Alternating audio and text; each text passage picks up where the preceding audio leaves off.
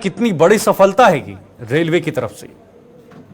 जी बिल्कुल, अगर रियासी जिले की बात की जाए तो जिस तरह से आज जो एक ट्रेन का वहां तक जो रामबन से रियासी तक पहुंची है और कहीं ना कहीं लोगों में आस जो एक जागी है कि अभी जल्द ही जो है वो ट्रेन जहां से शुरू होगी और जो लोग श्रीनगर कश्मीर तक जाना चाहते हैं वो रियासी जिले से आराम से जा पाएंगे। वही अगर बात करें तो 27 तरीके अगर बात की जाए तो जो कमिश्नर रेलवे सेफ्टी के हैं वो भी जहां पे पहुंच रहे हैं और वो भी जहां से जो रिपोर्ट है वो सबमिट जो रेल मंत्रालय में सौंपेंगे, उसके बाद जल्द जो है वो रेल जहां पर दौड़ेगी।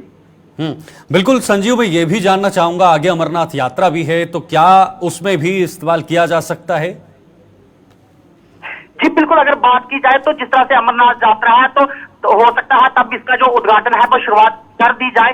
तो जो लोग कश्मीर जाना चाहते हैं, जिस तरह से कटरा वैष्णो देवी में पहुंच रहे हैं श्रद्धालु और वो रियासी में आएंगे, भोले बाबा के दर्शन करेंगे और दर्शन करने के बाद वो सीधा कश्मीर का रुख कर सकते हैं। जी, और कितनी वहां के आम लोगों को कितनी सहूलियत मिलेगी जो वहां के रहने वाले हैं?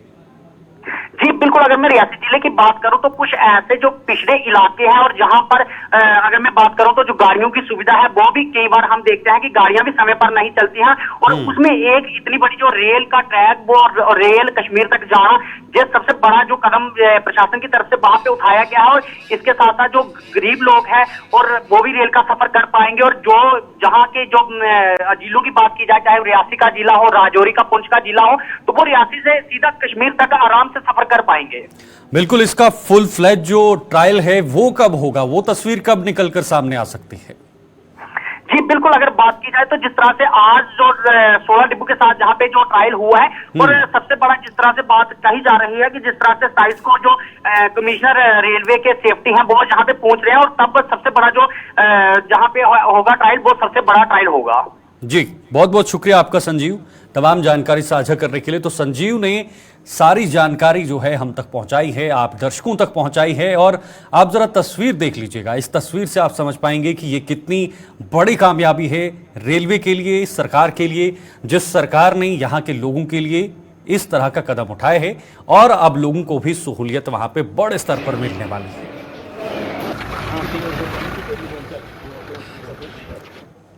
आगे बढ़ेंगे। प्रधानमंत्री मोदी आज शाम को श्रीनगर पहुंच रहे हैं। प्रधानमंत्री के स्वागत के लिए सरकार द्वारा 16 सदस्यीय कमेटी का गठन किया गया है।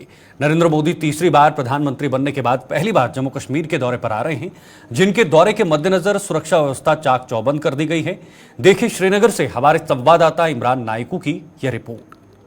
मिनिस्टर नरेंद्र मोदी आज अपने 2 रोजा दौरे पर वादी कश्मीर का दौरा कर रहे हैं। वादी कश्मीर में प्राइम मिनिस्टर नरेंद्र मोदी श्रीनगर के SKICC में कल सुबह 6:30 बजे इंटरनेशनल योगा डे के मौके पर शिरकत करेंगे। नाज़रीन, मैं इस वक्त बिल्कुल SKICC के पास में हूँ। मेरे बैकग्राउंड पर आप देख सकते हैं ये SKICC है, जहाँ पर प्राइम मिनिस्टर नरेंद्र मोदी कल सुबह इंटरनेशनल योगा डे के मौके पर शिरकत करेंगे और उसके बाद वो आवाम से खिताब भी करेंगे, मुल्क से खिताब भी करेंगे। प्राइम मिनिस्टर नरेंद्र मोदी आज शाम 6 बजे श्रीनगर के बैनुल अक़वामी एयरपोर्ट पर पहुंचेंगे, जहां पर उनका इस्तकबाल जम्मू कश्मीर की लेफ्टिनेंट गवर्नर इंतज़ामिया के आला अफसरान समेत जम्मू कश्मीर BJP यूनिट के जो लीडर्स है, सीनियर लीडर्स, वो करेंगे। उसके बाद श्रीनगर के बैनुल अक़वामी हवाई अड्डे से प्राइम मिनिस्टर नरेंद्र मोदी श्रीनगर के BB कैंट पहुंचेंगे चॉपर के जरिए। वहां पर भी उनका इस्तकबाल किया जाएगा। BB कैंट के बाद प्राइम मिनिस्टर बराह रास्त यहाँ SKICC की तरफ रवाना होंगे, लेकिन SKICC की तरफ रवानगी से पहले प्राइम मिनिस्टर राजभवन पहुंचेंगे, जहां पर वो राजभवन से सीधे SKICC पहुंचेंगे। और मेरे वीडियो जर्नलिस्ट फिरदौस नजार आपको इन तस्वीरों में दिखाने की कोशिश करेंगे कि ये वो एरिया है, ये वो रूट है जहां से प्राइम मिनिस्टर सीधे राजभवन से SKICC की जानिब रवाना होंगे। प्राइम मिनिस्टर शाम 6 बजे एयरपोर्ट से राजभवन की तरफ, एयरपोर्ट से सीधे BB कैंट और उसके बाद राजभवन की तरफ रवाना होंगे और राजभवन से वो बराह रास्त श्रीनगर के SKICC में पहुंचेंगे।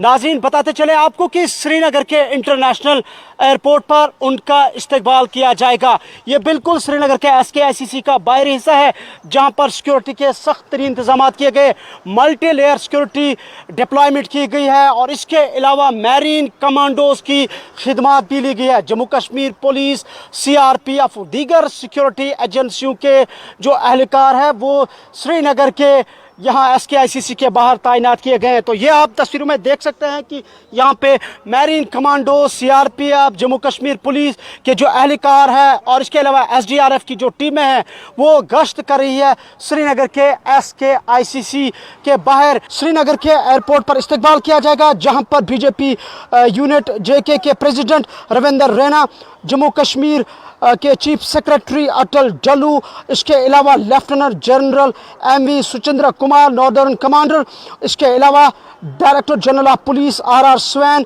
Air marshal Vishal Vikram Gaur Jammu and Kashmir, इसके अलावा अक्षय लाब्रू डिप्टी कमिश्नर बडगाम उनका इस्तकबाल करेंगे। साथ साथ निखिल बौहर जो SSP बडगाम है, Sunil Sharma state general secretary BJP J&K, Ashok Koul state general secretary organisation BJP और इसके अलावा Darakhshan Andrabi chairperson J&K Waqf board, Mohammad Rafiq Wani को इंचार्ज BJP J&K, साथ साथ रुमैसा वानी state wise president BJP Mahila Morcha, Farida Khan state secretary BJP, doctor Ali Mohammad Mir leader BJP Jammu Kashmir और इसके अलावा शौकत गयूर लीडर BJP और चौधरी रोशन हुसैन गुजर स्टेट प्रेसिडेंट ST मोर्चा भी उनका श्रीनगर के हवाई अड्डे पर प्राइम मिनिस्टर का स्वागत करेंगे। नाज़रीन, प्राइम मिनिस्टर कई अहम तरक्याती प्रोजेक्टों का यहाँ वादी कश्मीर में कल इफ्तिताह भी करेंगे और संग बुनियाद भी रखेंगे और इस हवाले से इंतजामिया की तरफ से पहले ही तमाम तर इंतजामात को हतमी शक्ल दी गई है। जबकि श्रीनगर शहर को आज श्रीनगर पुलिस की जानिब से टेम्परेरी रेड जोन भी करार दिया गया है, जबकि ट्रैफिक पुलिस की तरफ से पहले ही एडवाइजरी भी जारी की गई है और बाज़ाब्ता तौर पर SKICC की जानिब जो भी रूट्स है, जो भी सड़कें हैं, वहाँ अलग ट्रैफिक प्लान भी तरतीब दिया गया है। वीडियो जर्नलिस्ट फिरदौस नजार के साथ SKICC श्रीनगर से मैं इमरान नाइकू। योग दिवस पर कल डल झील के किनारे प्रधानमंत्री मोदी योग करेंगे और ये वहीं की तस्वीरें हैं जहां से PM मोदी गुजरने वाले हैं। इससे पहले आपने देखी, हमारे संवाददाता ने ये ग्राउंड रिपोर्ट आपको दिखाई और आपको पूरी जानकारी भी बताई कि कहां से कहां की तरफ प्रधानमंत्री मोदी जो हैं इस रूट से जाने वाले हैं और कहां पर उनका कार्यक्रम होगा, क्योंकि कल पूरे विश्व में योग दिवस का कार्यक्रम मनाया जाना है, जिसकी पहल भारत ने की थी और उसी पहल के बाद अब पूरे विश्व के अंदर जो है वो योग दिवस मनाया जाता है।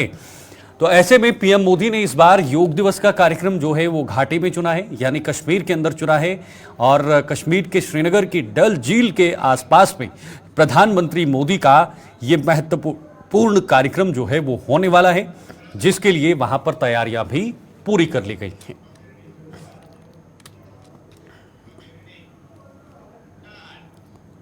वहीं प्रधानमंत्री के जम्मू कश्मीर दौरे को लेकर कुछ और लोगों की प्रतिक्रियाएं भी सामने आई हैं। प्रधानमंत्री के श्रीनगर पहुंचने पर जहां एयरपोर्ट पर उनका जोरदार स्वागत होगा, वहीं जम्मू कश्मीर कल्चरल एकेडमी द्वारा भी उनके स्वागत में एक भव्य सांस्कृतिक कार्यक्रम पेश किया जाएगा। इसके अलावा आयुष डिपार्टमेंट के योगा इंस्ट्रक्टर भी कल होने वाले कार्यक्रम में मौजूद रहेंगे। ये जो आज प्रधानमंत्री साहब यहाँ आ रहे हैं तो उनके वेलकम के लिए हमने ट्रेडिशनल वेलकम रखा है।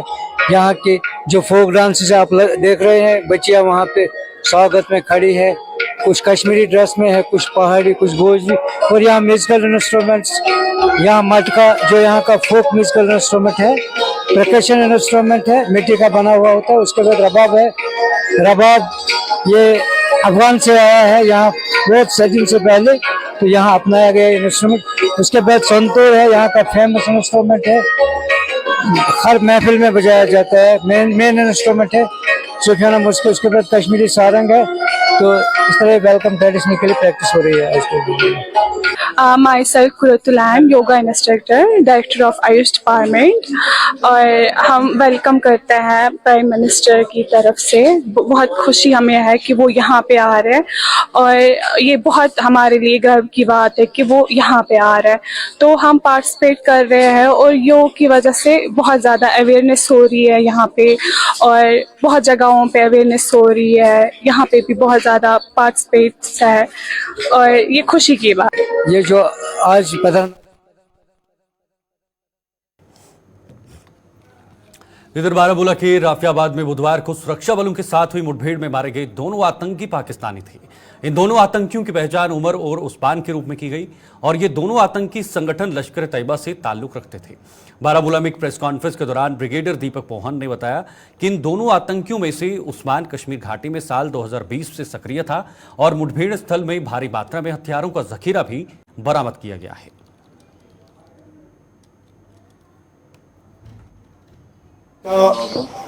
मैं तहे दिल से वेलकम करता हूं। पिछले कुछ दिनों से सिक्योरिटी फोर्सेस को खबर थी कि सोपोर के रफियाबाद इलाके में कुछ टेररिस्ट की मूवमेंट है। 19 जून 2024 को हमें जम्मू एंड कश्मीर पुलिस से एक स्पेसिफिक इंफॉर्मेशन मिली कि रफियाबाद इलाके के हादीपुर गांव में एक घर में टेररिस्ट दिखाई दिए गए हैं। इसके चलते Indian army, Jammu and Kashmir police और सीआरपीएफ ने एक joint counter terrorist operation launch किया और इलाके का फुर्ती से कॉर्डन किया। हमने अपने प्रोसीजर के मुताबिक सभी आसपास के घरों में पहले जो सिविलियंस थे उनको सेफली इवैक्यूएट किया और उन घरों को सिक्योर किया। उसके बाद टारगेट हाउस पे हमने अपना कॉर्डन टाइट किया और इस दौरान सिक्योरिटी फोर्सेस पे टेररिस्ट का फायर आया। जवाबी कार्रवाई में दोनों टेररिस्ट मार गिराए गए। ये दोनों टेररिस्ट पाकिस्तान से हैं और लश्कर तैयबा ग्रुप से वास्ता रखते हैं। इनका नाम उस्मान और उमर है और उस्मान कश्मीर घाटी में साल 2020 से एक्टिव है।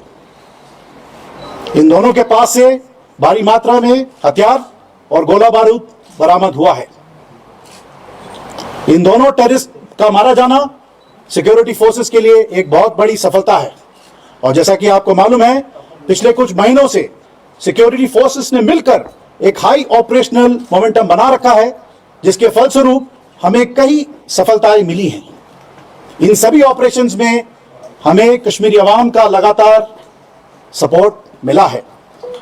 अंत में मैं आपको यही बताना चाहता हूं कि सभी सिक्योरिटी फोर्सेस कश्मीर में अमन और शांति बनाए रखने के लिए भरपूर प्रयास करती रहेगी। दिल्ली अमृतसर कटरा एक्सप्रेसवे के निर्माण में जम्मू के कुछ इलाकों के लोगों को अब परेशानियां नहीं झेलनी पड़ेंगी। Jammu chamber of commerce and industry के एक शिष्टमंडल ने सड़क और परिवहन मंत्री नितिन गडकरी के साथ मुलाकात कर उन्हें बताया था कि जम्मू के कुछ इलाकों के लोग इस परियोजना की वजह से बेहद आहत हो रहे हैं। चैंबर के प्रधान अरुण गुप्ता ने बताया कि नितिन गडकरी ने इसका संज्ञान लेते हुए फौरन national highway authority of India के अधिकारियों को फोन पर जरूरी दिशा निर्देश देते हुए लोगों की दिक्कतों का हल होने तक जम्मू में यह काम रोकने की बात कही है।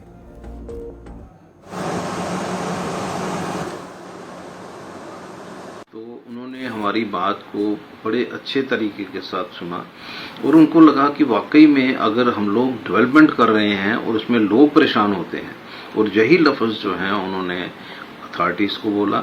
इमीडिएटली कॉल करके उन्होंने कहा कि अगर आप लोग जो हैं पब्लिक को हरास करना बंद नहीं करेंगे, उनकी बात को नहीं सुनेंगे, हमारा काम जो है डेवलपमेंट का है और डेवलपमेंट में अगर पब्लिक परेशान होती है फिर वो हमारा प्रोजेक्ट नहीं है।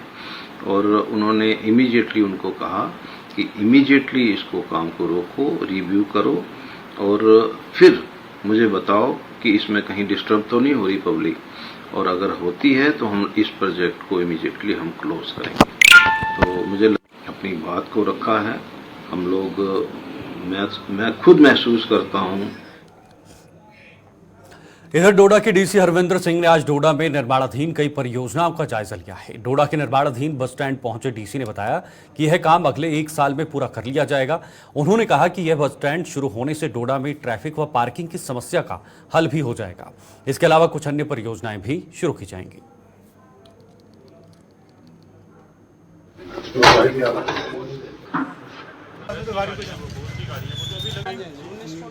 आप देख रहे हैं आज जो हमने दौरा किया, इसमें हमने जो हमारा बस स्टैंड बन रहा है उसका रिव्यू लिया और आई एम हैप्पी टू से कि इसका काम काफी अच्छा चल रहा है और अगले 1 साल में मुझे लगता है कि ये मुकम्मल हो जाएगा। इसकी डेडलाइन अप्रैल तक इनको दी गई है और मुझे लगता है एक बार ये फंक्शनल हो गया तो जो डोडा का कंजेशन।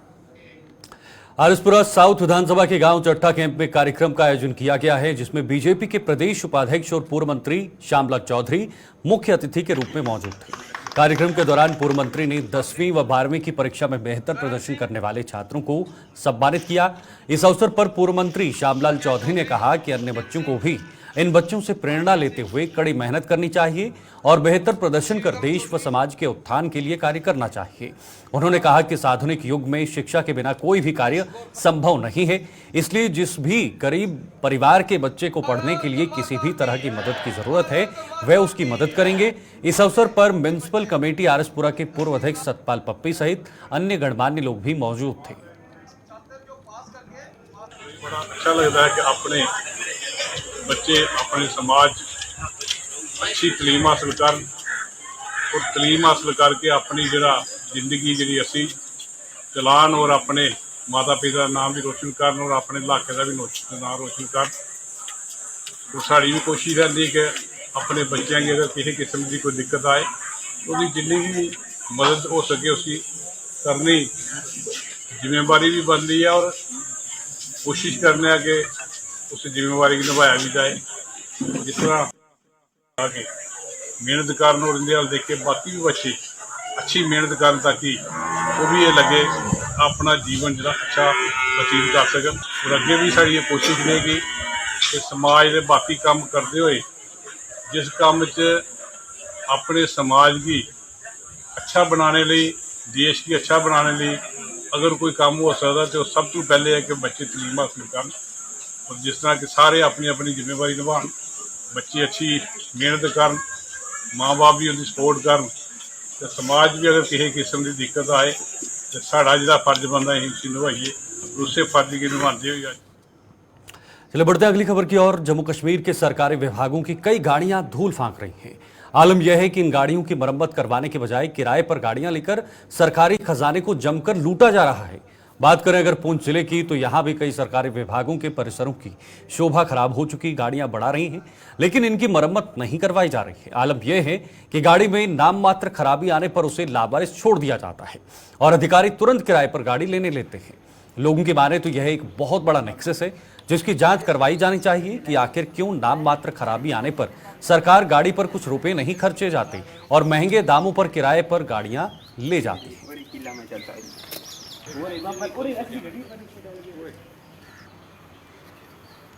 जो गाड़ी जरा सारी खराब हो जाती है उसको खड़ी करके ये किराए पर अपनी गाड़ी नई गाड़ी लेकर किराए पर लगा लेते हैं। मैं समझता हूँ कि इसमें भी एक बड़ा नेक्सस है जो एक कमाई का एक जरिया है। इस समय जितने लोग यहाँ पर काम कर रहे हैं, जितने ऑफिसर यहाँ पर काम कर रहे हैं, एक नेक्सस है। मैं समझता हूँ इसके पीछे इतना बड़ा किराया उनको दिया जाता है, कोई रेट नहीं है, कोई कुछ नहीं है। अगर वही अपनी गाड़ी भी ठीक हो जाएगी तो जितना पैसा लगता है उससे चौथे हिस्से में वो गाड़ी ठीक होकर चल जाती है। एक तो जब गाड़ी खराब होकर खड़ी हो जाती है तो वो गाड़ी वैसे कबाड़ में बन जाती है और उसको वहाँ खड़ा करके छोड़ दिया जाता है सड़ने के लिए। गवर्नमेंट को इस तरफ ध्यान देना चाहिए। जो गवर्नमेंट की प्रॉपर्टी है वो हमारी प्रॉपर्टी है, वो किसी की पर्सनल प्रॉपर्टी नहीं है। इसलिए मैं समझता हूँ कि पुंछ के अंदर गर्मी के बावजूद बिजली की अघोषित कटौती ने लोगों का जीना मुहाल कर रखा है। आलम यह है कि स्मार्ट सिटी जम्मू के उन इलाकों में भी बिजली की कटौती की जा रही है जहां स्मार्ट मीटरिंग 100% हो चुकी है। बत्ती अक्सर गुल रहने से पानी की सप्लाई भी प्रभावित हो रही है। बिजली कटौती से कई इलाकों में हाहाकार मचा हुआ है और पसीने से तरबतर लोग बिजली विभाग को कोसने को मजबूर हो रहे हैं। उन्हें न तो दिन का चैन मिल रहा है और उनकी रातें भी करवटें बदलते बदलते बीत रही हैं। ये पहली बार हुआ है कि जम्मू के अंदर 46 डिग्री टेम्परेचर हो रहा है और सबसे बड़ी मुसीबत ये हो रही है कि जम्मू को स्मार्ट सिटी तो बना दिया है, पर स्मार्ट तरीके से जो बिजली है वो आम नागरिक को मिल नहीं रही। अगर आप बिल की बात करो तो बिल तो बहुत बड़े आ रहे हैं, लेकिन अगर आप बिजली की बात करो तो जैसे इंसान अपने घर के अंदर जाता है कि थोड़ी राहत मिलेगी, घर में जाओ तो बिजली बंद, और अगर बाहर आओ तो आप तो जानते हो कि गर्मी का जो टेम्परेचर है, धूप है, कितनी कड़क धूप है। तो मैं आपके माध्यम से गवर्नमेंट से ये आग्रह करूंगा कि गवर्नमेंट को चाहिए कि इस समय जो कट है वो मिनिमाइज किए जाए ताकि जो आम लोग हैं उनको राहत मिले। अभी आप बिजली की समस्या को लेकर रामगढ़ सेक्टर के नंदपुर गांव में बॉर्डर किसान यूनियन के सदस्यों ने जेपीडीसीएल के खिलाफ प्रदर्शन किया है। प्रदर्शन की अगुवाई कर रहे बॉर्डर किसान यूनियन के प्रधान मोहन सिंह भट्टी ने जेपीडीसीएल पर निशाना साधते हुए कहा कि रामगढ़ पावर स्टेशन पर पहले ही काफी लोड हो चुका है, इसके बावजूद जेपीडीसीएल द्वारा तक चक नजीर का लोड भी इसी पावर स्टेशन पर डाल रहे हैं, जिसके कारण इलाके में बिजली की समस्या पैदा हो रही है। उन्होंने सरकार से रामगढ़ पावर स्टेशन को अपग्रेड करने की मांग की ताकि उन्हें सुचारू रूप से बिजली मिल सके। मसला ये है कि जो बिजली विभाग है बिल्कुल अटरली फेल है। ये जितना हमारा बॉर्डर बेल्ट है, हम बहुत देर से ये इनको रिक्वेस्ट कर रहे हैं कि जो हमारा पीछे ग्रिड स्टेशन है ललियाना, वो 50-50 MVA के दो जो ट्रांसफार्मर, और इन्होंने जो आगे लाइनें लगा दी हैं वो 11 रिसीविंग स्टेशन पहले बन गए हैं, अभी 12वां ये बना रहे हैं अपने चमड़े चक। पहले भी 196.3 के ये रिसीविंग स्टेशन चल रहे हैं, कहने का भाव जो अवेलेबल इनके पास कैपेसिटी है उससे डबल, उसके होने से यह है कि हमारी जो हर साल की तरह इस बार भी जम्मू के पुराने शहर के बाजार गर्मियों की छुट्टियों के लिए आज से 4 दिनों के लिए बंद हो गए हैं। शहर की पुरानी मंडी, राज तिलक रोड, पटेल बाजार, लिंक रोड, कनक मंडी और इसके साथ सटे अन्य बाजार 23 जून तक बंद रहेंगे। पुराने शहर के इन सभी बाजारों में अब सन्नाटा पसरना शुरू हो गया है। अक्सर लोगों से गुलजार रहने वाले इन बाजारों में अब इक्का दुक्का लोग ही नजर आ रहे हैं। यह फैसला बाजार एसोसिएशन के प्रधानों से एक बैठक में सर्वसम्मति से लिया गया था। कारोबारियों ने लोगों से इन 4 दिनों में खरीदारी के लिए न आने का आह्वान भी किया था। तो ये शॉप्स टोटल क्लोज है, तो ये 20 से लेकर 23 तक जो हमारे प्रेसिडेंट हैं उन्होंने छुट्टी की है, हम उनके साथ हैं, तो शॉप्स क्लोज रहेंगी। समर वेकेशन होती है जी 4 साल, ये 4 दिन हर साल होता है, जैसे स्कूल में पढ़ती है जैसे दुकानदारों को पड़ गई है 4 दिन। तो इधर आरसपुरा में बाइक सवार द्वारा सड़क पर जा रहे एक व्यक्ति को टक्कर मारी। इस हादसे में व्यक्ति घायल हो गया। घायल को इलाज के लिए आरसपुरा के उपजिला अस्पताल में इलाज के लिए भर्ती किया गया है। घायल व्यक्ति की पहचान 70 वर्षीय होशियार सिंह पुत्र पुन्नू लाल गांव कुशालपुर आरसपुरा के रूप में की गई है।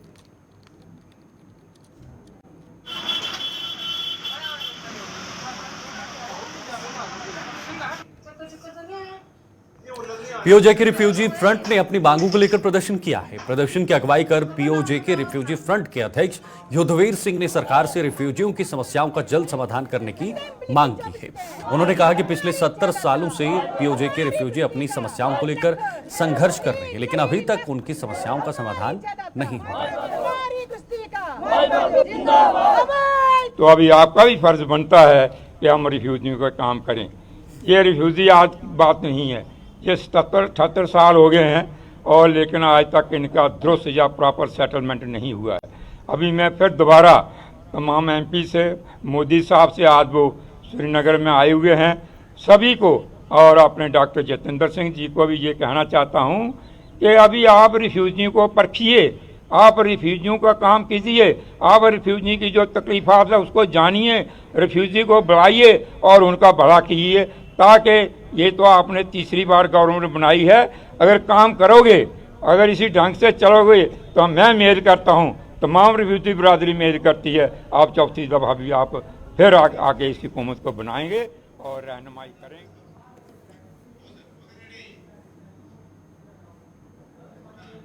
चलिए न्यूज ब्रीफ में आज के लिए फिलहाल इतना है। मुझे दीजिए इजाजत। नमस्कार।